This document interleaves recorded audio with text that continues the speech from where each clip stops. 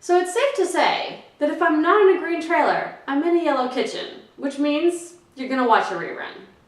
And we don't call them reruns, we like to call them rebroadcasts, because we don't like to make you watch the same thing twice. But I'm gonna take the week off and go see my grandmother for Christmas. So you guys enjoy yours and I'll enjoy mine, and I'll see you next week. By the way, there are a lot of outtakes for this, so that ought to end up in an episode later. So, cheers! Enjoy!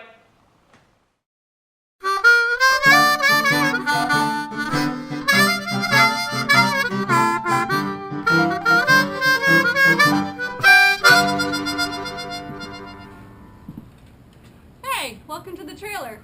Come on in.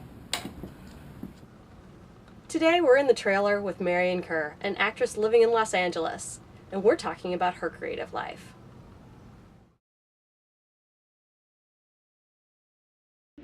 Describe your journey to this point. That's a big question.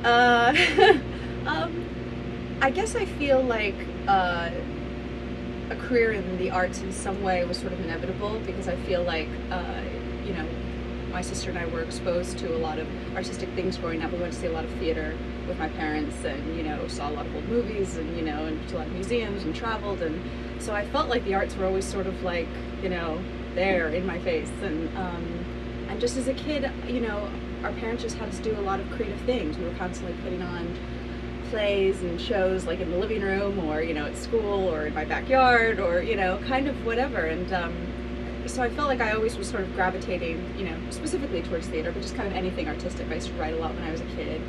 I had my own newspaper when I was a kid called the Marion Times. Cool. Which was pretty awesome, which, talked about local events that was happening in my house, like a cat got lost or whatever. It was like front page of the Marion Times. My mom used to have us do this thing when we were kids where we had to write down from the time we were 5 up until we were 17 what we wanted to be when we grew up.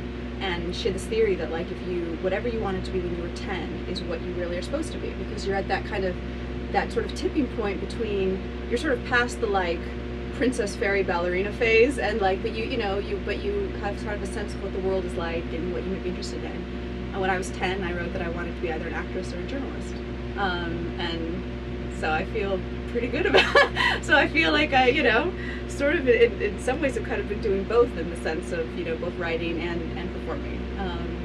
So I think my mom was right. And then when I went to college, I majored in drama, thinking that's probably what I was going to do and be interested in, but I just wasn't really sure until you're kind of in it and doing things with like other people who take it as seriously as you do.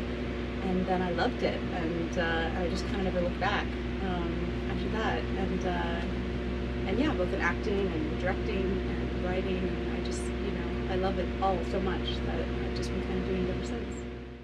So what's the creative process like for you? I think it depends on what it is that I'm doing. I think it's very different if you're an actor, a writer, or being a director. I feel like for me as an actor, it's just, getting as immersed I can into whatever character I'm doing. I write a lot in general anyway, so usually I tend to keep journals for my characters and sort of write about their life before, during, and after the point that I'm, performing their story in. But I feel as a writer, it's a bit more technical. You're kind of thinking more about structure and beginning, middle, and end, and you're not solely thinking about everything through your character's point of view, which I think as an actor you sort of can help do that. And directing is the same thing. You're really keeping your eye on the big picture, and like what is the narrative of the story, what is the drama of it, and how can I best show that visually, and keeping very well aware that you're in a visual medium. I'm working in a visual medium, so trying to make relationships and themes of whatever it is that you're working on very clear visually, in addition to what the actors are doing, the talking, and all that kind of stuff. So yeah, I think it really depends on what it is that I'm working on. Have you ever seen Rebel Without a Cause? Yeah. It was Sarah's favorite movie. And we always used to do the part where James Dean says, "Is this where you live?" And Natalie Wood says, "Who lives?" If she was James Dean, I'd be Natalie Wood.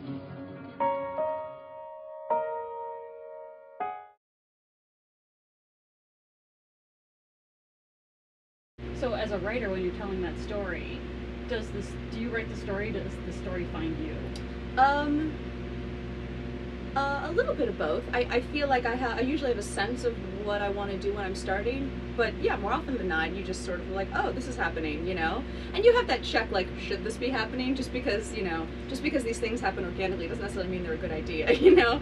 So sometimes I'll be like, oh, this is great, and, you know, you'll walk away from it and come back a couple days later and you'll be like, oh my god.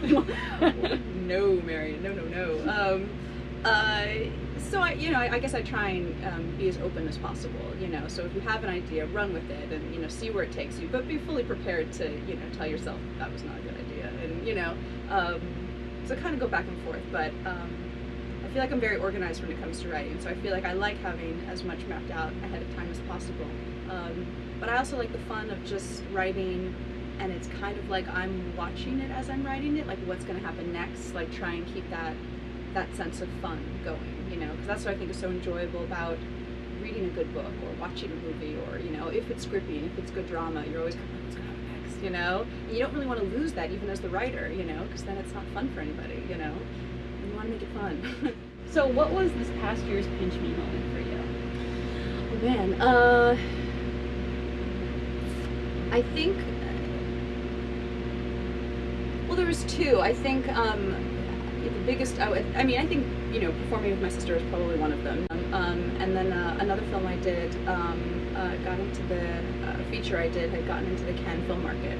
And you know, the director had emailed me, like, this is, you know, this is the theater it's going to be playing at, and this is the time and day it's going to be playing at the Cannes Festival in France. And that was really exciting, you know, and none of us could go, you know, so we were just kind of like, oh, all right, cool, hope that works out. But it was just kind of like, oh, today we're playing in France, you know, like, that's kind of cool. But, you know, that's such a prestigious market. It was nice to have something that you did play in it. That's really cool. It was pretty cool. Wow. Yeah, that would definitely qualify as a pinch me. Yeah, it was, yeah. Even from LA, I was like, oh, pinch me. Something cool's happening in France right now. So what have been your keys to success so far? Well, I've been really lucky, so that's one for sure. Which is a terrible answer. But it's true. I think one of the biggest keys has definitely been creating your own work, which I think is important for any actor, whether it is as a writer or producer or director. I feel like, you know, I feel like I started to do it a little bit early on because when I graduated from college, a bunch of us moved to LA. We didn't know anybody, we didn't know anything, but we'd been in class for like 4 years nonstop. So I felt like we just started, and I'd gone to the New York Film Academy, so we just started making our own short films just because we didn't really know what else to do with ourselves, you know? We were like, well, we did all this work and studied really hard, and now nobody wants us, you know? So we were like, well, we'll just gotta make our own films, and, you know, and I think that sort of, you know, started the idea that you don't have to sit around and wait for the phone to ring, which I think is kind of deaf in any field, but definitely if you're an actor, it's pretty much deaf as well. So I think putting yourself out there and creating your own work. I also think being a multi-hyphenate is really good, you know, so if you can do something other than just the thing that you really want to do, you know, if you love being an actor, and that's great, and, but, you know, I think it's good to sort of dabble in producing, perhaps writing, or, you know, things like that, because I feel like it's important to work, because work begets work. That was a peek inside of Marion's creative life.